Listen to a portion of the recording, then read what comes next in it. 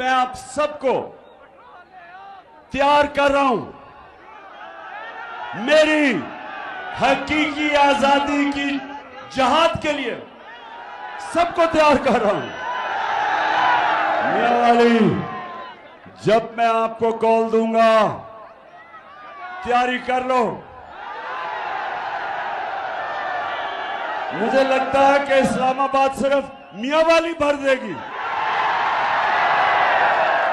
और ये हमारी हकीकी आजादी की जो जहाद है।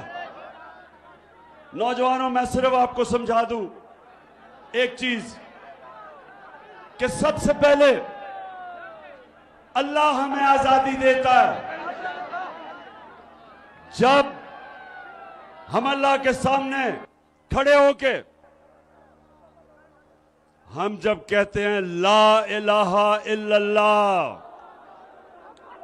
तो हम अल्लाह के सामने अल्लाह को से वादा करते हैं कि मेरे मौला, तेरे सिवा किसी को मैं खुदा नहीं मानूंगा, किसी के सामने नहीं झुकूंगा।